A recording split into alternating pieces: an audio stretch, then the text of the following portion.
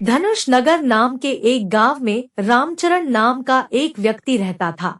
साथ में उसकी पत्नी लक्षणा और उनका एक बेटा और एक बेटी थी। बेटी का नाम निर्मला और बेटा का नाम पंकज था। पंकज एक बहुत होनहार और एक निडर लड़का था। वह दोनों पास वाले गांव में स्कूल भी जाते थे। उसी गांव में हर साल एक तांत्रिक अपना जादू दिखाने आया करता था। लेकिन तांत्रिक जब भी गांव में आया तब गांव में कुछ ना कुछ तो अचंभा जरूर हुआ। गांव वालों का कहना है कि तांत्रिक ही कुछ ना कुछ जादू टोना करता है। अरे भाई, मैंने तो सुना है इस बार भी हमारे गांव में वो तांत्रिक अपना जादू दिखाने आने वाला है। हाँ, ये बात तो मैंने भी सुनी है। लेकिन जब भी हमारे गांव में वो तांत्रिक ने अपना कदम रखा है तब हमारे गांव में कुछ ना कुछ घटना तो जरूर हुई है। पूरे गांव में अब तांत्रिक की ही चर्चा होने लगी। अरे सुनते हो पंकज के पापा, देखा आपने, सारे गांव में तांत्रिक की ही हाहाकार हो रही है। हाँ लक्षणा, तुम कह तो सही रही हो, पर किसी की सच्चाई जाने बगैर किसी को दोषी भी तो नहीं ठहराया जा सकता। अगर गांव वालों की बात सही निकली तो जरूर दाल में कुछ काला है। इतना कहकर रामचरण गांव की ओर चल पड़ता है। अरे रामचरण भैया, कहाँ जा रहे हो? अरे भाई, बस इधर ही आया हूँ। फिर वहां दोनों उसी तांत्रिक की बात करने लग जाते हैं। कुछ ही दिन बीतने के बाद आखिर में वह तांत्रिक उसी गांव में आ जाता है।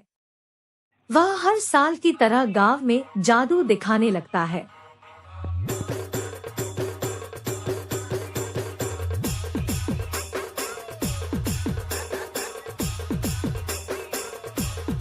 फिर भी गांव वालों के लिए तो अभी भी तांत्रिक में एक जासूस नजर आ रहा था। एक दिन पंकज गांव में घूमते घूमते उसके मन में एक सवाल आया। क्यों ना मैं इस तांत्रिक बाबा का पर्दाफाश करूं और इस ढोंगी बाबा का सारा नाटक सबके सामने आ जाएगा। पंकज उस दिन सारी रात सोचता रहा कि आखिर में इस ढोंगी बाबा की सारी सच्चाई सबके सामने कैसे लाऊं। तभी पंकज के मन में एक तरकीब आती है। क्यों ना मैं तांत्रिक के तंबू में जाकर कुछ पता लगाऊं, वहीं से कुछ ना कुछ सुराग तो जरूर मिलेगा। फिर उसी रात को पंकज सभी के सो जाने के बाद तांत्रिक के तंबू की ओर चल पड़ता है।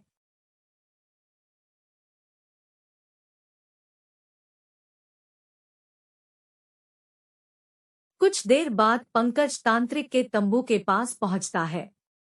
तभी पंकज को कुछ आवाजें सुनाई देती है। अब मौका आ ही गया है, फिर से किसी न किसी आदमी को उठाकर ले जाऊंगा, हर साल की तरह, और अपने वश में कर लूंगा और इसे भी सबकी तरह मार डालूंगा और धीरे धीरे सभी को खत्म कर दूंगा।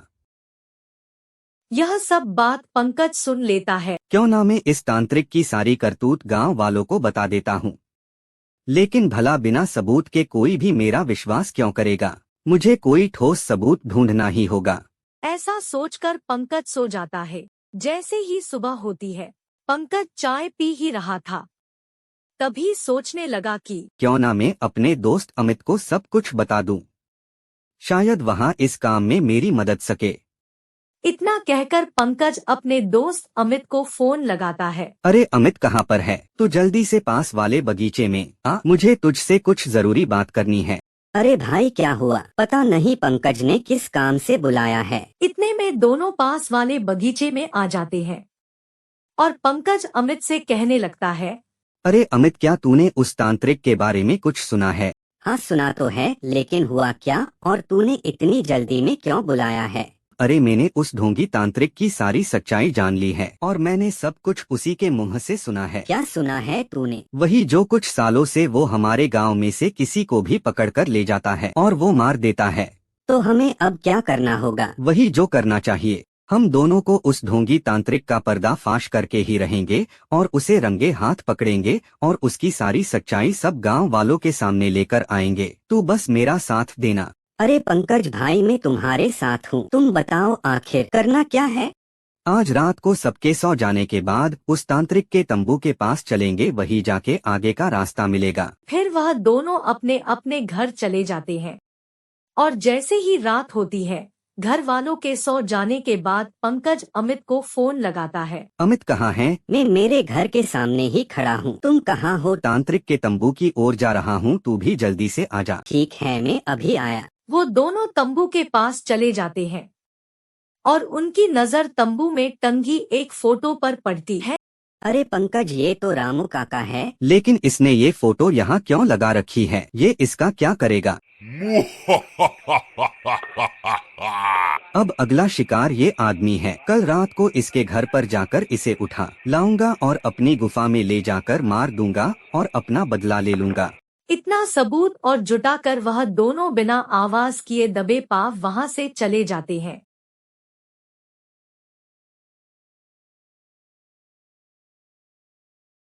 जैसे ही अगली सुबह होती है, वो रोज की तरह वहां अपना जादू दिखाने लगता है। सभी लोगों को बुला बुला कर अपना खेल दिखाने लगता है।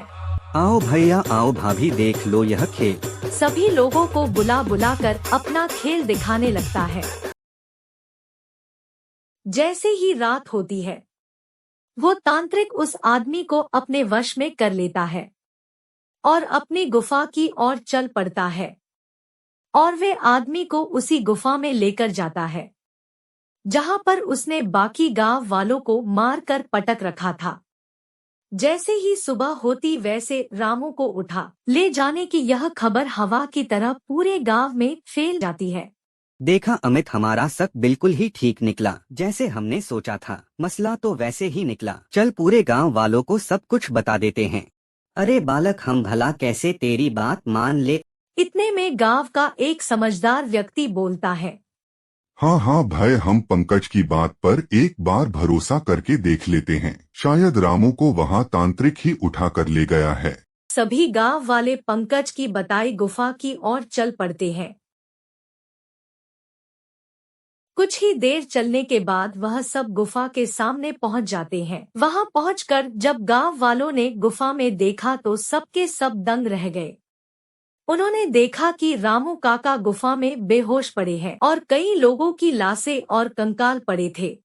अरे ये रहे रामू काका, और ये सभी उन लोगों की लाश है जो गायब हो गए थे। हाँ, ये सब वही गांव वाले ही हैं जो गांव से हर साल गायब होते थे।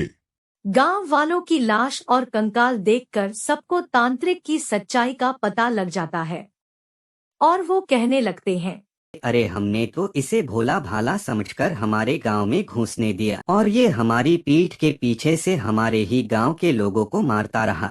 इसे तो यही जान से मार देना चाहिए। नहीं, इसे पूरे गांव के सामने फांसी दे देनी चाहिए। नहीं भाइयों, जानते हैं इसने जो भी किया है उसके लिए ये सजा का हकदार है, पर हम कानून को हाथ में नहीं ले सकते। हमें पुलिस को बुलाना चाहिए। पंकज पुलिस को फोन लगा देता है। थोड़ी देर बाद थाने से एक पुलिस अधिकारी आता है। क्या हुआ, मुझे क्यों बुलाया है? हमारा नाम है चालू पांडे, झूठ बोलोगे तो पड़ेंगे डंडे। फिर सभी गांव वाले मिलकर चालू पांडे को पूरा किस्सा सुनाते हैं। अबे तांत्रिक, क्यों मारा तूने इन गांव वालों को? आज से बहुत साल पहले मेरे पिताजी इस गांव में खेल दिखाने आया करते थे, लेकिन इन गांव वालों ने मिलकर उनकी हत्या कर दी। इन गांव वालों को मार के मैं अपने पिताजी का बदला लेना चाहता था। चल बाकी का बदला थाने में लेना। सभी गांव वाले और चालू पांडे मिलकर पंकज और अमित की खूब तारीफ करते हैं और चालू पांडे तांत्रिक को थाने ले जाता है। Like, comment, and subscribe.